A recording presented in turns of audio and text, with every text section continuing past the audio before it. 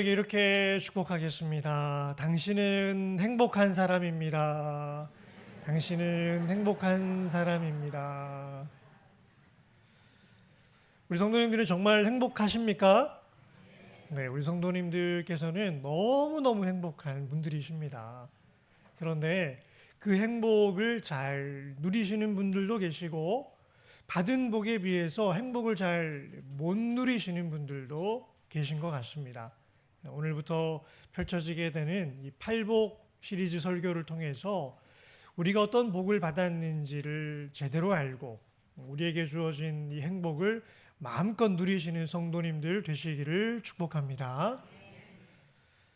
오늘 제목은 예수를 복으로 받은 자들의 행복입니다. 제목을 한번 우리가 잘 살펴볼 필요가 있습니다. 우리가 뭘 복으로 받았다고요? 예수를 복으로 받은 거예요.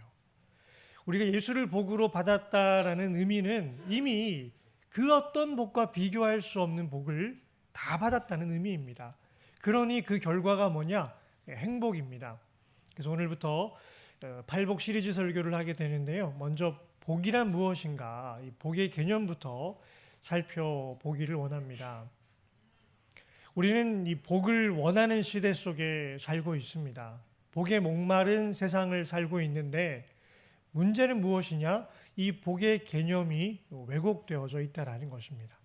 그래서 우리 기독교 신앙 가운데도 기복신앙이라고 들어보셨지요? 기복신앙은 좋은 겁니까? 나쁜 겁니까? 우리가 많은 목사님들이 기복신앙을 부정적으로 이야기를 하세요. 왜 그러냐면은 이 기복이라는 말 자체가 복을 기대한다, 복을 구한다라는 말이긴 한데 주로 뭘 구하냐 봤더니 신앙의 주된 목적을 건강, 재물, 출세, 현세적인 복을 비는 것으로 복을 구하고 있는 그 신앙을 우리는 기복신앙이라고 합니다. 그러니까 이 기복신앙은 뭘로 이어지게 되느냐? 결국에는 자기 숭배로 이어지게 됩니다. 왜냐? 하나님을 도구로 삼아서 돈 주세요, 건강 주세요, 내가 원하는 거 다 이루어 주세요. 그러다 보니까 하나님이 누구인지는 중요하지가 않아요. 내가 원하는 걸 해 주시기만 하면 됩니다. 그거 다 받아가지고 뭐 하고 싶은가? 하나님 떠나고 싶은 거예요. 하나님이 안 도와줘도 잘 살 수 있는, 혼자서도 행복하게 살 수 있는 존재가 되려고 이 복도 구하고 저 복도 구하다 보니 필요할 동안에는 하나님이 나의 섬김의 대상인데 다 받으면 하나님 안녕히 계세요가 떠나려고 하는 거예요. 스스로 주인이 되려 하고 결국에는 나 자신을 숭배하려고 하는 신앙이 바로 이 기복신앙입니다. 그런데 기복신앙의 이 말 자체만 보면 복을 기대하는 신앙입니다. 그 자체로 나쁜 걸까요? 그렇진 않습니다.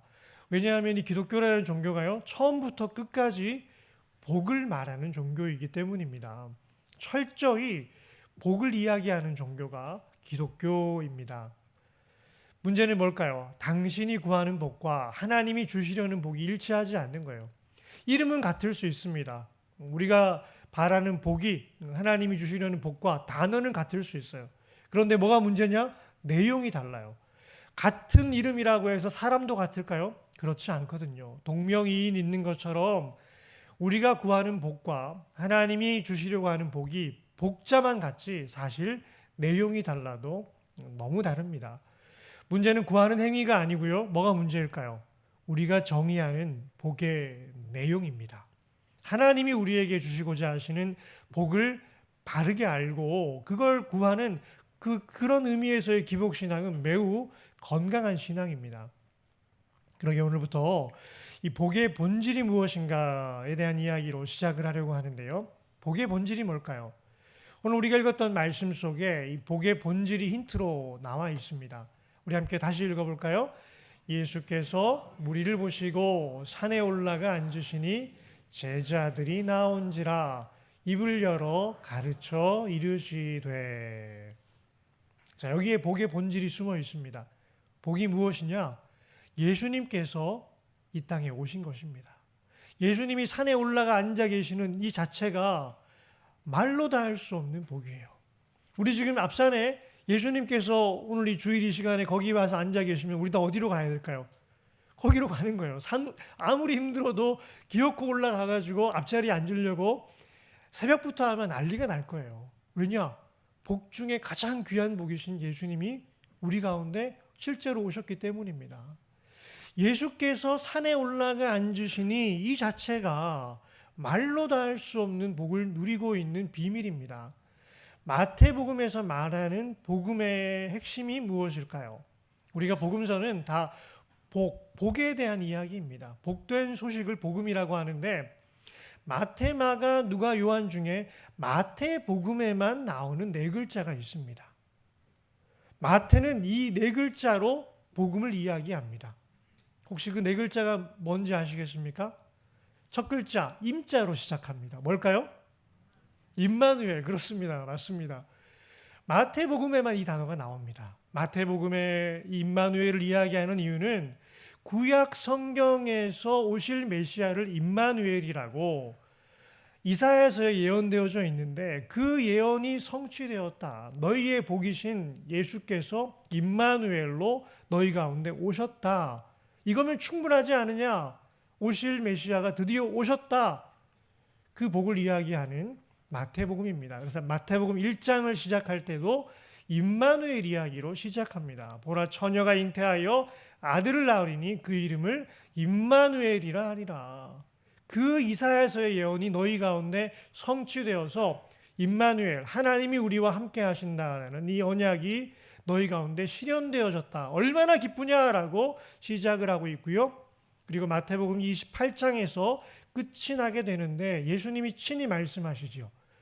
세상 끝날까지 내가 너희와 항상 함께 있으리라. 임마누엘의 지속적인 언약을 말씀하고 계시는 겁니다. 임마누엘로 우리 가운데 오셨고 우리와 늘 함께 있을 것이다. 그런데 그 함께 계시는 증거가 무엇이냐? 바로 오늘의 말씀 팔복입니다. 예수님께서 실제로 우리와 함께 하신다는 걸 알려주고 있는 사건이 산에 올라가 앉으셔서 눈과 눈을 마주대하고 대화를 하고 계시는 겁니다. 와, 여러분 이거 얼마나 놀라운 복인가요? 만약에 타임머신이라는 게 있어서 우리가 2000년 전에 그날로 가서 예수님께서 저 산에 오르셨다면 올라가시겠습니까? 안 올라가시겠습니까? 가서 무조건 봐야 되는 거예요. 예수님의 눈빛을 보고 그 음성을 듣고 그 말씀을 가슴에 담을 수 있다면 이 얼마나 놀라운 복입니까? 그러니 임마누엘이 우리 가운데 시험되어졌다라는 걸 말씀해 주고 있는 장이 바로 이 팔복장 마태복음 5장입니다.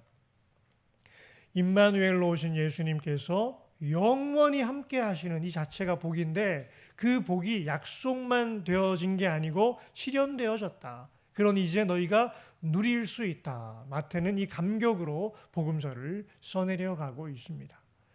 여러분, 그러기에 복은 무엇이 아닙니다. 우리는 돈이다, 건강이다, 내가 원하는 여러 가지 자아 실현의 대상들을 두고 복이라고 생각하지만 복은 그런 무엇의 대상이 아니고요. 누구의 대상입니다. 복은 누구입니까? 예수 그리스도이십니다. 우리 성도님들께서는 예수님을 복으로 받으셨습니까? 아멘. 예수님이 2000년 전 그날 팔복산에만 오르신 게 아니고요. 이 시간 어디 계십니까? 이 자리에 계시고 우리 안에 예수의 영으로 거하고 계십니다. 이 얼마나 놀라운 복입니까? 이 복을 받은 자가 바로 우리라는 것입니다. 그러기에 이 복의 본질을 깨닫고 나면요, 팔복을 보는 관점이 완전히 새롭게 이해가 됩니다. 우리가 팔복을 이야기할 때 이 팔복의 8가지를 복을 받기 위한 조건으로 생각하시는 분들도 있더라고요. 우리가 심령이 가난해지면 복을 받는다. 애통하면 복을 받는다. 온유해지면 땅을 기업으로 얻는다. 의에 줄이고 목말라야 복을 받는다. 그런 복을 받기 위한 조건으로 팔복을 이야기하는 경우가 있는데요. 그렇지 않습니다. 이미 복을 받았다라고 선언해 주시는 장면이 바로 이 팔복의 말씀입니다. 우리가 인간 존재를 그릇이다라고 했고 저 그릇에 지금 누가 담겼습니까? 예수님이 담기신 거예요. 이게 임마누엘입니다. 빈 그릇과 같은 공허한 인생에 찾아오신 빛으로 오신 예수님이 나를 가득 채우게 되신 상태. 얼마나 행복합니까? 예수를 복으로 받은 자들의 행복에 대한 이야기가 팔복 이야기입니다. 우리 함께 다시 읽어보겠습니다. 예수께서 무리를 보시고 산에 올라가 앉으시니 제자들이 나온지라. 입을 열어 가르쳐 이르시되. 자, 누가 나왔다고요? 제자들이 나온 거예요. 그런데 예수님께서는 누구를 보고 올라가셨습니까? 무리를 보고 올라가신 거예요. 청함을 받은 자는 많되 택함을 입은 자는 적으니라. 그러기에 오늘 이 말씀은 무리를 향해서 주시는 말씀이 아니고 택함 받은 자, 예수님의 제자로 부름을 받고 그 예수님과 함께 삶을 내어 맡긴 자, 제자들에게 하시는 말씀인 것입니다. 이미 복을 받은 제자들에게 너희들은 복받은 자다, 너희들은 너무나 행복하구나라고 선포하시는 말씀, 팔복의 이야기입니다. 산 아래에는 누가 있습니까? 무리들이 있습니다. 여전히 산 아래에 머물고 있으면서 이들은 뭘 원하고 있습니까? 더 많은 기적을 원합니다. 더 많은 떡을 원합니다.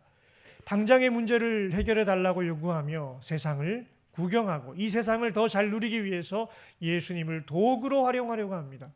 그들은 예수의 능력을 원하지만 예수의 길을 함께 걷지는 않습니다. 반면에 산 위에는 누가 있습니까? 제자들이 있습니다. 십자가의 길을 예수님과 함께 걸어가겠다라고 예수님과 함께 산 위로 올라왔습니다. 이들의 목적은 말씀을 듣는 것이고 스승 예수 그리스도를 원하고 있습니다. 불편함을 감수하고 예수와 동행하는 자들입니다. 그들은 문제 해결을 넘어 존재의 변화를 갈망하고 있습니다. 이 땅에 오신 예수님처럼 내 존재가 변화되기를 소망하는 가운데 함께 팔복산에 오른 것입니다. 이미 예수를 복으로 받은 자들을 향해서 행복을 선언하는 말씀이 팔복의 본질입니다. 복을 받기 위한 조건이 아니라는 것입니다.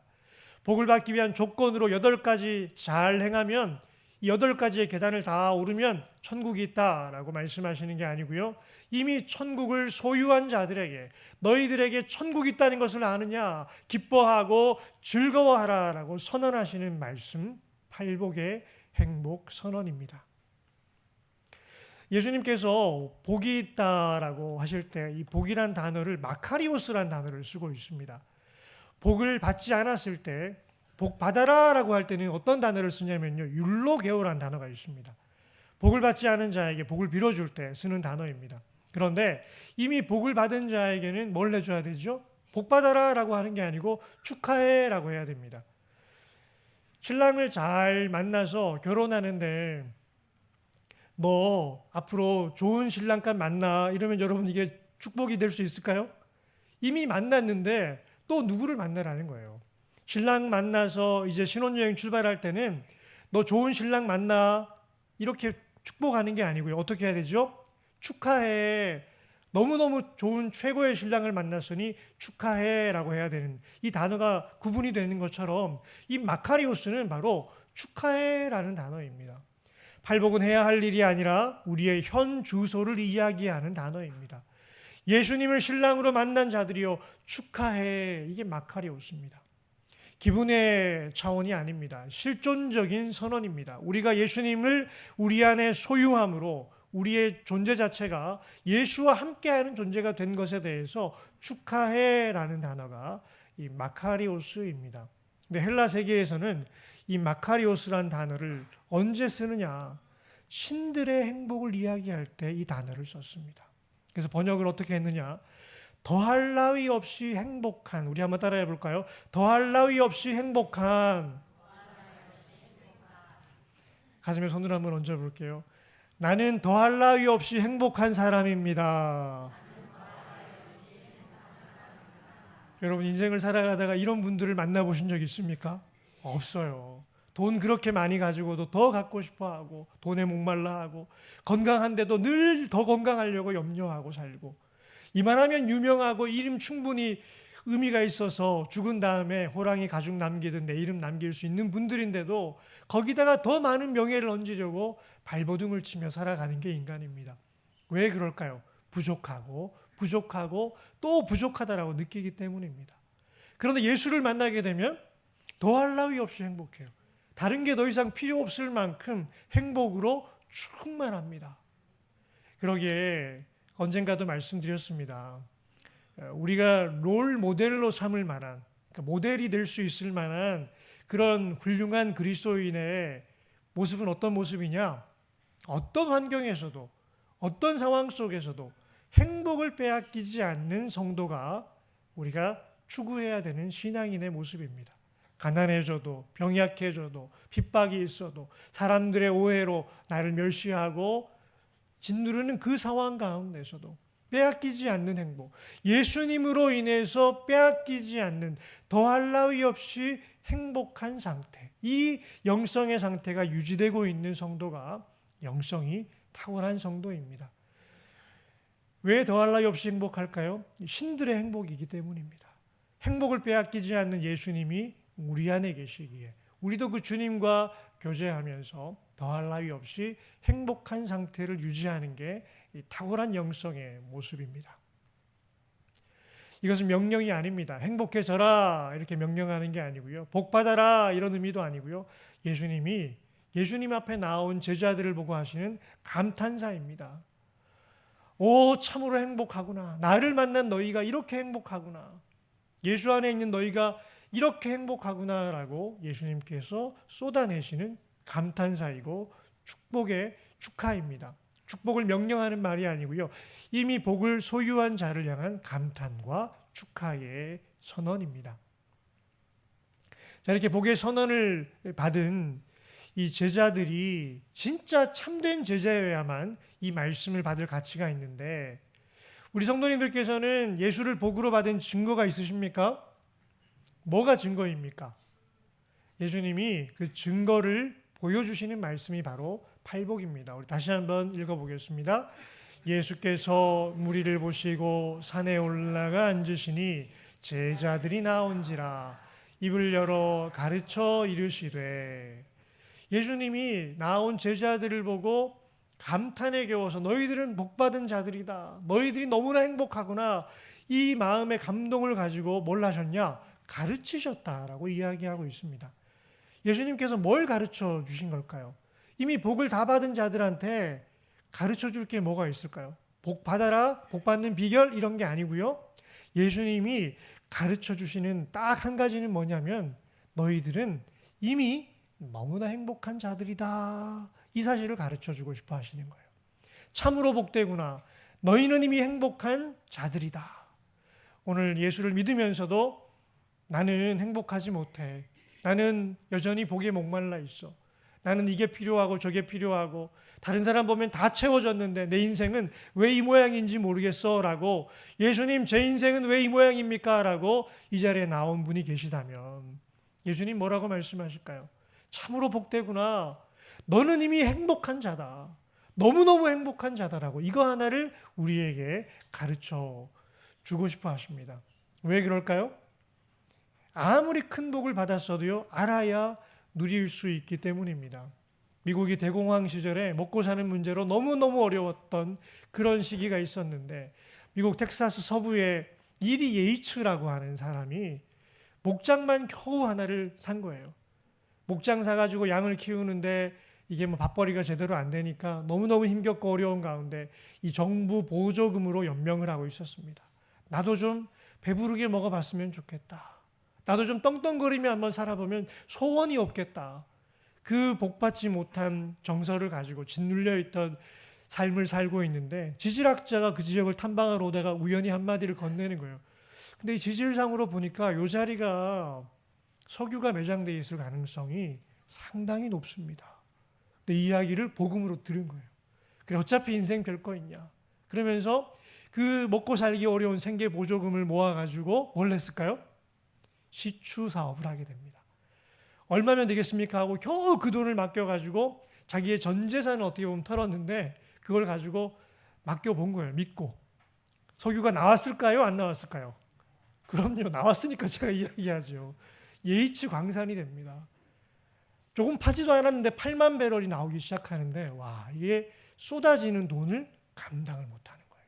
자고 일어나면 돈더미에 쌓여 있고, 자고 일어나면 돈더미에 쌓여 있고, 감당이 안 되는 돈이 석유와 함께 쏟아지고 있는 인생이 된 것입니다. 여러분의 땅에도 석유가 나오기를 축복합니다. 그런데 여러분, 그 석유 안 나와도요, 우리는 이미 부러울 게 없는 자들입니다. 우리 안에 영생의 생수가 솟아나는 줄 믿습니다. 누구 때문에요? 예수님 때문에. 예수님이 우리 안에 석유 광산과도 비교할 수 없는 놀라운 복으로 우리 안에 영원한 생수의 원천으로 우리 안에 계십니다. 우리가 이걸 알고 나면 어때요? 예수님께 맡기면 되는 겁니다. 우리가 시추하는 것처럼 땅을 파는 것이 우리가 기도하는 것입니다. 2월을 시작하면서 내일 새벽 예배 나와서 땅 파는 마음으로 하나님, 이번 달은 물질의 복이 필요합니다. 건강의 복이 필요합니다. 관계 회복이 있어야 합니다. 기도하지 않으면 이런 유가 나갈 수 없느니라. 예수님께 맡기고 땅 파는 마음으로 계속해서 주님을 찾고 구하고 예수님과 깊이 교제하면요, 주님이 다 해결해 주시는 거예요. 모든 문제를 다 해결해 주시는 거예요. 신경도 안 쓸 만큼 땅의 문제를 해결해 주시고, 그리고 내 눈이 어디로 향하게 하실까요? 하늘로 향하게 하십니다. 땅의 영역에서 벗어나서 저 하늘의 영광을 바라보며 살게 해주십니다. 그런데 이 H라는 사람이 그 복음을 듣고도 땅을 파보지 않았다면 어떻게 살았을까요? 평생을 자기가 그 놀라운 복을 이미 가지고 있음에도 불구하고 땅 파보지 않았으면 나는 왜 이렇게 가난해? 지질이 복도 없어. 내 인생은 왜 이 모양이야? 하고 살았을 거예요. 사랑하는 성도님들, 여러분들은 이미 예수님이 묻혀있는 밭을 사신 줄 믿습니다. 이 천국의 보화이신 예수 그리스도를 날마다 찾고 구하는 가운데 말로 다 할 수 없는 행복을 누리며 사시기를 축복합니다. 여러분들은 무리입니까? 제자입니까? 무리는 여전히 땅의 문제에만 관심을 가지고 예수님을 이용하려고만 할 뿐 예수님이 주시는 진정한 복은 누리지 못하는 자입니다. 그런데 제자는 예수 그리스도 자체를 복으로 받은 자입니다.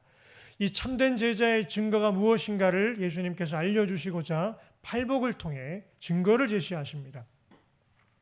팔복에 나타나는 심령의 가난함, 온유함, 애통함, 의의 주림, 긍휼히 여김, 마음의 청결함, 화평을 이루는 삶, 의를 위해 박해받는 삶, 이건 모두 예수 그리스도가 그 안에 임마누엘로 계시기 때문에 제자의 삶에 맺혀지는 열매입니다. 예수를 복으로 받은 자들에게 이러한 특징들이 나타난다라는 것을 말씀해 주고 계십니다. 여러분들은 이미 행복한 자인 줄 믿습니다. 왜냐? 예수님 곁에 있기 때문입니다. 아니요, 사실은 예수님이 우리 안에 계시지요. 참으로 복된 자들입니다. 그리스도인은 행복을 위해서, 행복하기 위해 노력하는 것이 아니고요, 이미 받은 복을 누리는 자들입니다. 이미 행복하기에 그렇게 살아가는 존재가 그리스도인입니다. 우리는 예수를 복으로 받은 행복한 자들입니다. 이 행복에 눈뜨게 되면 이미 더할 나위 없는 행복이라는 것을 알게 됩니다. 우리가 뭘 가져야 더 행복해지는 게 아니고요, 우리가 뭔가를 더 이루어야 의미 있어지는 게 아니고요, 예수님이 내 안에 계시다는 그 자체만으로 나라는 존재가 증명할 필요가 없는 존재예요. 우리는 내 존재가 가치 있는 존재라는 걸 증명해내고자 더 많은 소유를 하려고 하고 더 많은 업적을 이루려고 합니다. 그런데 예수님이 내 안에 계신 그 자체로 얼마나 의미 있는 존재가 되었는지를 알게 되면 그 증명해 보이려고 하는 애씀을 내려놓게 됩니다.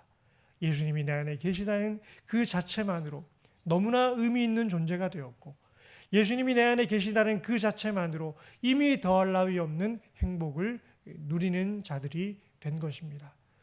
우리에게 주어져 있는 이 한 주간을 예수로 복으로 받은 자답게 우리 안에 있는 행복을 발견하시고 누리시고 증거하시는 과림리의 모든 성도님들 되시기를 주님의 이름으로 축원합니다. 아멘. 사랑의 아버지 하나님, 우리를 이미 더할 나위 없는 행복한 사람으로 불러주시니 감사합니다. 예수님 안에 이미 다 있는데 우리가 그 예수님을 찾지 아니하고 예수님을 신뢰함으로 우리 인생을 맡기지 않았기에 우리에게 이미 주어져 있는 행복을 온전히 누리지 못하였습니다. 이제부터 시작되어지는 이 팔복 시리즈를 통해서 예수님이 우리에게 어떤 분이신지를 깨닫고 그 행복을 마음껏 누리며 그 행복을 통해 예수님 증거하는 복된 성도님들 다 되게 하여 주옵소서. 예수님의 이름으로 기도합니다. 아멘.